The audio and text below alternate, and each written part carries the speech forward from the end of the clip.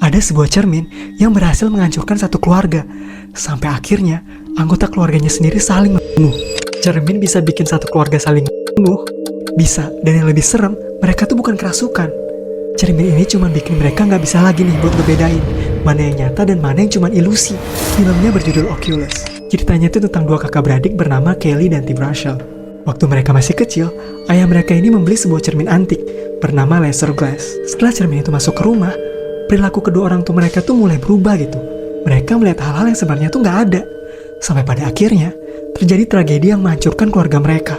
Nah, setelah kejadian itu, Tim kemudian dianggap mengalami gangguan mental dan harus menjalani perawatan selama bertahun-tahun tuh lamanya. Tapi Kelly ini gak pernah percaya kalau semua itu hanya masalah keluarga. Dia yakin cermin itulah nih penyebabnya yang bikin keluarga mereka jadi kayak gitu, jadi chaos. 10 tahun kemudian Tim akhirnya keluar, dan Kelly dapetin lagi tuh cermin itu alias laser glassnya. Tapi bukannya dihancurin, dia justru masang cermin itu di sebuah ruangan yang dipenuhi kamera dan sistem keamanan. Tujuannya tuh cuma satu, buat buktiin ke saudaranya ini kalau ya cermin itu tuh memang aneh dan ada supernaturalnya. Dan ternyata apa yang dipikirin Kelly bener. Cermin itu bisa memanipulasi persepsi mereka. Contohnya ya, mereka bisa ngelihat orang yang seharusnya tuh udah nggak ada.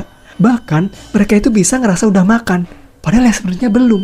Bahkan juga mereka ini kehilangan kemampuan untuk membedakan waktu. Semakin mereka sadar di sana, cermin itu tuh malah semakin mempengaruhi mereka.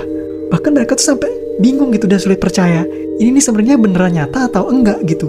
Dan yang paling mengerikan, cermin itu tuh nggak perlu tuh membuat korbannya secara langsung. Dia cuma perlu membuat korban ini percaya sesuatu itu sedang terjadi. Sampai akhirnya mereka melakukan sesuatu yang mengerikan dengan tangan mereka sendiri tanpa mereka sadarin itu tuh nyata atau enggak.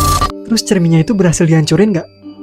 Nah, jawabannya kalian harus nonton film ini biar kalian tahu nih lanjutan dari kisah Kelly dan Tim.